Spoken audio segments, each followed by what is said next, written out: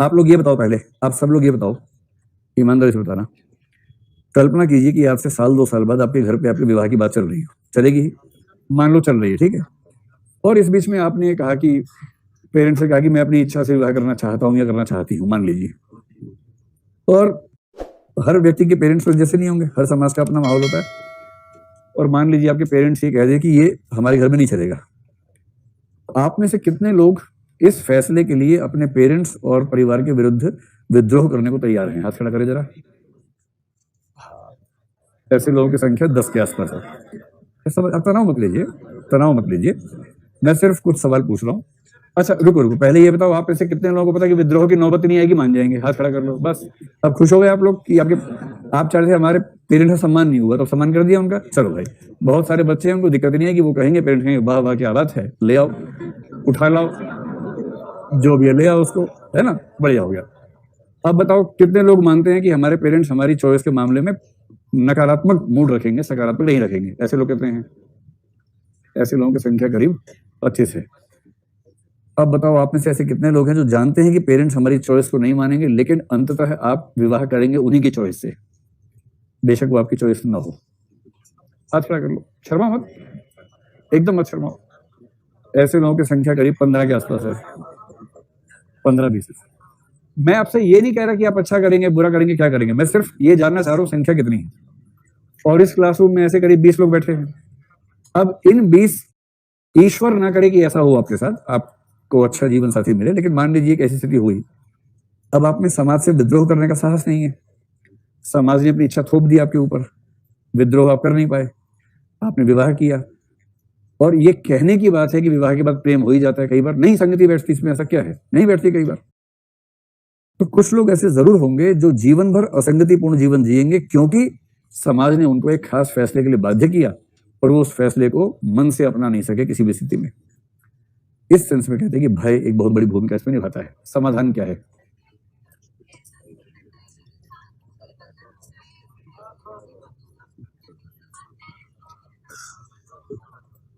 हाँ, हो सकता है।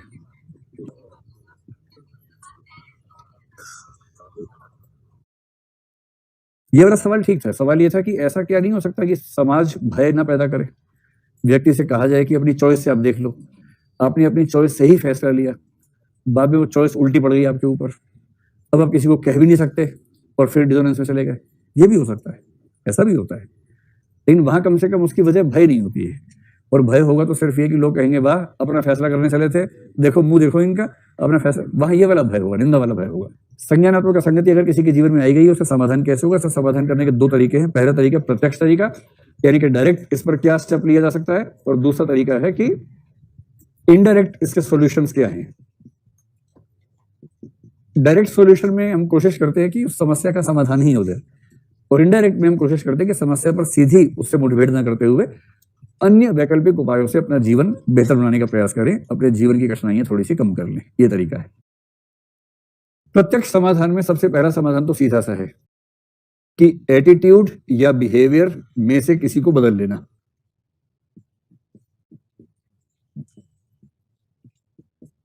सबसे सीधा समाधान तो यही है, जो कि कहने में सीधा है, करने में सबसे मुश्किल काम है।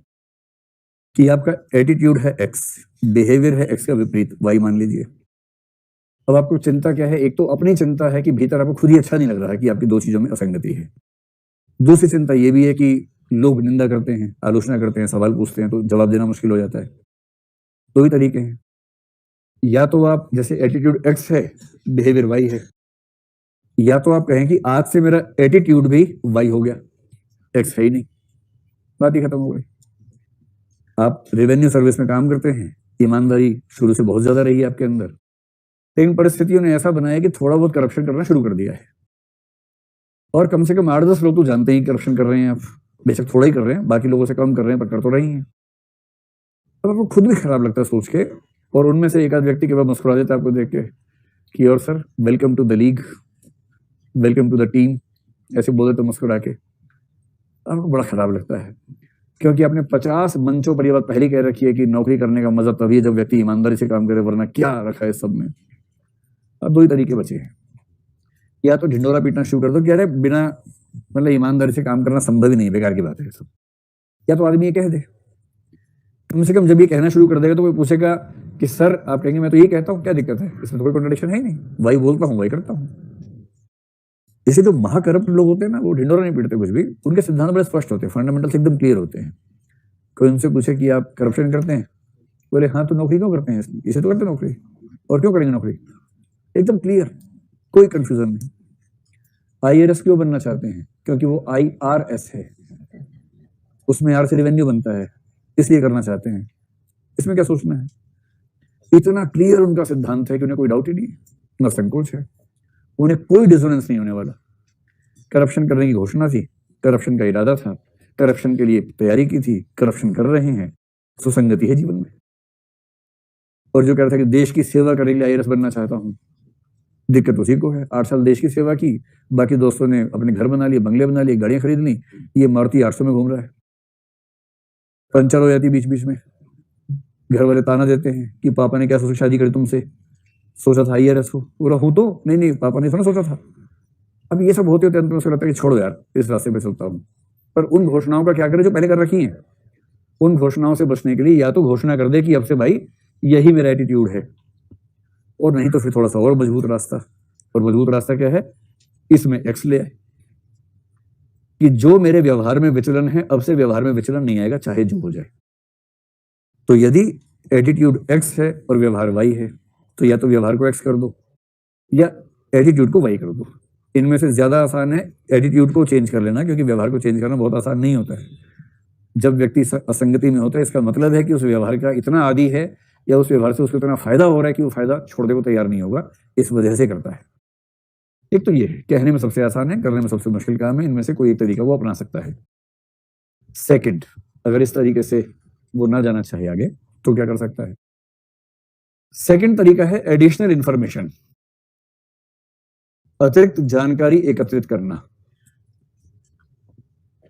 क्योंकि कभी कभी क्या होता है कि ऐसी स्थिति फंस गई है कि ना आप अपना अभिवृत्ति को बदल पा रहे हैं, ना व्यवहार को बदल पा रहे हैं, यानी कि पहला सॉल्यूशन संभव नहीं है, मामला फंस गया है। जैसे एक एटीट्यूड ये था कि भाई ड्रिंक नहीं करना चाहिए, नॉन एल्कोहलिज्म, और बिहेवियर ये है कि IFS में फंस गए हैं, और IFS में ड्रिंक नहीं करना लगभग पाप माना जाता है, क्योंकि उस नौकरी की ऐसी शर्तें हैं, नौकरी की ऐसी अपेक्षाएं हैं। आपको विदेशी प्रतिनिधिमंडल के साथ बैठ के बात करनी है, और वहां लस्सी नहीं मिलती, वहां तो वही सब होता है, बहुत सारी तरह की ड्रिंक्स रखी हुई हैं, और वो तो ट्रेनिंग देते हैं कि कौन सी ड्रिंक कैसे पी जाएगी, उसमें किसमें क्या डालना है, कितना पानी कितना सोडा, सब ट्रेनिंग दी जाती है। हाँ, IFS में कई लोग कह रहे हैं IFS में जाएंगे, IFS में जाएंगे, सिर्फ ये नहीं होता, और बहुत कुछ होता है, फिर वहां से लोग भागते हैं उसके बाद। तो IFS में अगर कोई है, अब कोई ऐसा व्यक्ति है जिसने कसम खाई थी बचपन में ही माँ बाप के सामने कि जीते जी कभी मादक पदार्थों का सेवन नहीं करूंगा, हे माता जी आपकी कसम है, सिलेक्शन हो गया IFS में, और उसको कह रहे हैं कि अमेरिका का डेलीगेट सारे अमेरिका के, आपको भारत के डेलीगेट्स में रह के बात करनी है। और वो जब बातें होती है ना, तो बड़ी अनौपचारिक स्तर पे जाके बातें फाइनल होती हैं, औपचारिक पे तो साइन होता है, उसके पहले की जो मीटिंग्स होती है बड़ी अनौपचारिक होती है। और उस समय भाई अमेरिका से बात चले, बुरुंडी से तो कोई बात नहीं, हम कहते हैं मैं छाछ पीता हूँ, तो बुरुंडी वाले कहेंगे हम भी छाछ पीते हैं, छाछा पीते हैं, तब तो ऐसे बोलेंगे बेचारे। लेकिन अब अमेरिका वाला है, अमेरिका वाला रम गिलास में डाल के कह रहे हैव दिस मिस्टर चौधरी, चौधरी साहब कह रहे हैं कि sorry sir I drink milk only, cow milk I only. यार कैसे आदमी हो। अब वो जो आदमी है उसका मन बैठ गया है, उसको लग रहा है इससे डील नहीं करूंगा। अगर आपके इस पवित्रतावादी नजरिए ने देश के लिए एक संभावना को खारिज कर दिया, तो ऐसी नैतिकता अच्छी है या भाड़ में जैसी नैतिकता? भाड़ में जैसी नैतिकता। क्यों IFS बने थे? किसी ऐसी नौकरी में जाते जहां इसकी जरूरत नहीं पड़ती है। अब ये व्यक्ति क्या करे बेचारा, फंस गया ना मामला। अब क्या होगा, इसे देश के हित में हो सकता है कि वहां पर पीना पड़ जाए। और जिस दिन पी के निकला, साइन वाइन करवा के, मम्मी का फोन आ गया कि बेटा वो वचन याद है ना, तुमने कहा था कि माँ तुम्हारी शपथ है मुझे कि जीते जी मादक पदार्थों का सेवन नहीं करूंगा, अब बेटा नशे में है, कैसे जवाब दे। अब इसको असंगति का संज्ञान हो गया, मतलब इसको गिल्ट फीलिंग है जबरदस्त कि मैंने क्या कर दिया। ऐसे में समाधान क्या होता है, अतिरिक्त जानकारी जुटाना, ऐसी जानकारी जिससे ये वाली गिल्ट की फीलिंग थोड़ी सी कम होती जाए। और गिल्ट फीलिंग कम करने के बहुत सारे उपाय होते हैं ऐसे मामलों में। जैसे जो पियक्कड़ लोग हैं उनके पास ऐसी बहुत सारी सूचनाएं, जैसे नॉन वेज खाने वाले क्या बोलते हैं, इकोसिस्टम, है ना, वो ये जानकारी जुटा लेते हैं, इकोसिस्टम के नाम से इतना आराम से खाते हैं, 4 एक दिन में खा जाते हैं कि इकोसिस्टम के लिए क्या करें, क्या करना पड़ता है इकोसिस्टम के लिए। तो वो तर्क गढ़ा हुआ है। इनके पास तर्क क्या होता है कि अरे अल्कोहल फल से तो बनती है, अंततः तो फलाहारी तो हुआ फल से बनी, गेहूं से बनी, ज्वार से बनी, बाजरा से बनी, अंत में तो अनाज ही तो है, इसमें ऐसा क्या है। फिर वो और गढ़ लेते हैं कि भैया गांव में लोग देखो भांग खाते हैं, भांग होली पे खाते हैं, तो भांग है, ताड़ी है, हाँ, जो भी है, जो भी कल्चरल ड्रिंक्स जो हैं वो भी तो गांव में होता ही है। तो आप गांव में भांग पी लेते, खा लेते हो, और वो महुआ पी लेते हो, ताड़ी पी लेते हो, तो वही चीज तो ये भी है, इसमें ऐसा क्या है। इससे क्या हुआ कि तर्क जुट गया। फिर क्या बोलेंगे कि खांसी की दवाई खाते हो कभी, माँ ये बताओ, नहीं माँ मैं अपनी बात पे पीछे नहीं हटूंगा, माँ बस तुम ये बताओ कि जब तुम्हें खांसी हुई थी पिछले साल, तुमने कौन सी दवाई पी थी। माँ ने कहा कि मैंने कोरेक्स पी थी बेटा, और फेंसिडिल पी थी साथ में। तो माँ तुमने उसमें पानी या सोडा मिलाया था, ना बेटा ऐसे ही पी थी। तो माँ उसमें करीब 40% अल्कोहल होता है, और आज मैं विदेशियों के साथ जो पी के आया हूँ उसमें 13% अल्कोहल था। तो माँ बताओ आप में और मुझमें कौन ज्यादा बड़ा पियक्कड़ है। अब ये क्या कर रहा है, फंस गया ना। ये अपने आप को बचाने के लिए, अपने गिल्ट फीलिंग कम करने के लिए ऐसे तथ्य जुटा रहा है जिन तथ्यों को सामने रख के ये साबित कर दे कि वो गलत नहीं कर रहा है, वो मजबूरी हो गई थी और इतनी मजबूरी चलती है, ये वाला भाव लाने के लिए ऐसी जानकारी इकट्ठी कर रहा है। तो ये तरीका ठीक है या नहीं है, ठीक है। पहले अगर पहला स्टेप ना हो पाए तो सेकंड स्टेप से लोग काम चला लेते हैं। हाँ, डिफेंसिव मोटिवेशन आप इसको बोल सकते हैं कि वही चीज है लगभग।